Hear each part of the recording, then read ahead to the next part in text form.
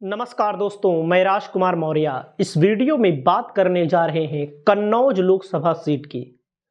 Kannauj Lok Sabha seat जो समाजवादियों का गढ़ रही है, लेकिन सन 2019 में जब लोकसभा का चुनाव होता है, अखिलेश यादव की पत्नी डिंपल यादव तत्कालीन सांसद चुनाव हार जाती है और भारतीय जनता पार्टी चुनाव को जीत लेती है। 2024 का समीकरण क्या कहता है, इस वीडियो में आपको बताने जा रहे हैं। आपकी क्या राय है, आप अपनी राय को दर्ज करिए। आप किसको जिताना चाहते हैं, इंडिया गठबंधन या एनडीए गठबंधन को? अपनी राय जरूर लिखिएगा। मैं बात करता हूं कन्नौज लोकसभा सीट का। कुछ सियासी समीकरण इस प्रकार है। वर्तमान में सुब्रत पाठक यहां के सांसद हैं। इस सीट से कभी अखिलेश यादव भी सांसद हुआ करते थे जब मुख्यमंत्री नहीं बने थे, यानी कि जब मुख्यमंत्री 2012 में बने, उसके पहले इसी सीट पर लोकसभा के सांसद थे। और जब मुख्यमंत्री बन गए तो इनकी पत्नी को लड़ाया गया और इनकी पत्नी ने निर्विरोध चुनाव जीता था। निर्विरोध मतलब आप समझ सकते हैं, लोग बीडीसी का चुनाव जीतते हैं, जिला पंचायत का भी जीतते हैं और ब्लॉक प्रमुखी का जीतते हैं, लेकिन यहाँ पर कन्नौज लोकसभा सीट पर समाजवादी पार्टी के सुप्रीमो की पत्नी चुनाव लड़ती हैं। यहां 5 विधानसभा सीटें आती हैं कन्नौज में: सदर, छिबरामऊ, तिरवा, औरैया और बिधूना, कानपुर देहात की रसूलाबाद। औरैया जिला की बिधूना और कानपुर देहात की रसूलाबाद।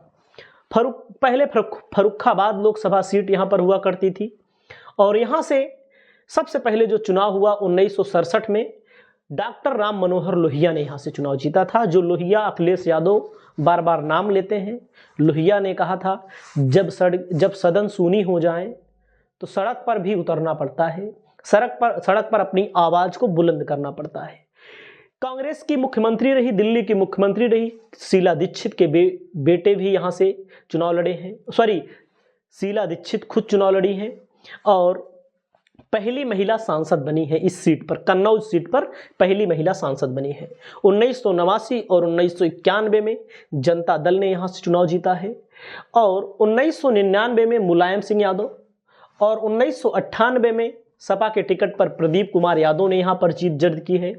2000 में उपचुनाव हुआ, अखिलेश यादव चुनाव जीते हैं। 2009 से लेकर के 2009 में जब चुनाव होता है तो यहां पर अखिलेश यादव सांसद बनते हैं। 2012 में उपचुनाव होता है, डिंपल यादव निर्विरोध आ जाती है।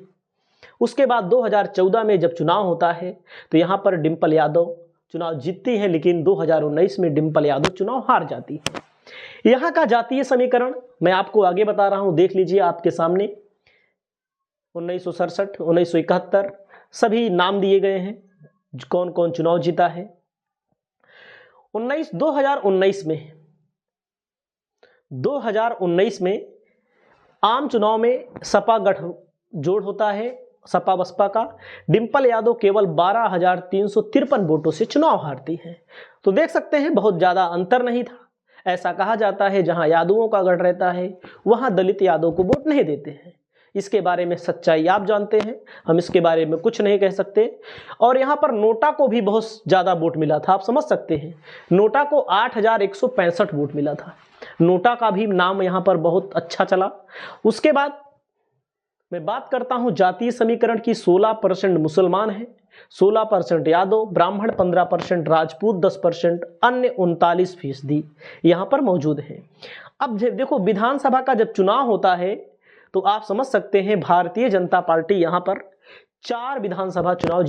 5 विधानसभा सीटों में 4 को जीतने में कामयाबी हासिल करती है।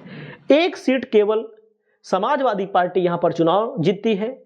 ऐसा कहा जा रहा है कि अखिलेश यादव इस लोकसभा सीट से चुनाव लड़ेंगे। इस लोकसभा सीट से अखिलेश यादव चुनाव लड़ेंगे तो परिणाम हो सकता है कुछ और हो। हम विधानसभा से तुलना कर रहे हैं क्योंकि बड़े नेता जब चुनाव लड़ते हैं, वैसे भी अगर आप 19 का एग्जाम्पल लेंगे, जब सपा बसपा का गठबंधन था तब केवल 12,000 वोटों से चुनाव हारे हैं। और अगर यही गठबंधन नहीं था 2014 में, तब चुनाव जीत गई थी डिंपल यादव। तो ये राजनीति है। राजनीति में कब क्या हो जाए भैया, कोई भरोसा नहीं। राजनीति में आप देख रहे हैं जैसे पलटू चाचा इस समय आपको बहुत ज्यादा दिख रहे हैं, पलटू राम। लोग कहते हैं पलटू राम बिहार में कैसे पलटी मारा उन्होंने, और कितना बेशर्मी वाला बयान था। एक तरह से मान लीजिए, मर जाऊंगा लेकिन भाजपा के साथ नहीं जाऊंगा। अमित शाह ने कहा है नीतीश बाबू तुमको नहीं लेंगे कभी भी। सम्राट चौधरी ने कहा था ये पगड़ी ये मुरेठा तब खुलेगा जब नीतीश कुमार को चुनाव में हम हरा देंगे। जब नीतीश कुमार मुख्यमंत्री नहीं रहेंगे, लेकिन राजनीति का तगाजा देखिए, राजनीति में बगल की कुर्सी पर सम्राट चौधरी बैठते हैं। अब आप समझ लीजिएगा। तो ऐसी राजनीति होती रहती है, कौन कब जीतेगा कौन कब हारेगा इसके बारे में हम कुछ नहीं कह सकते, लेकिन चुनाव के परिणाम क्या होंगे थोड़ा संकेतों के माध्यम से आप खुद समझ सकते हैं। इस वीडियो में इतना ही। नमस्कार, जय हिंद।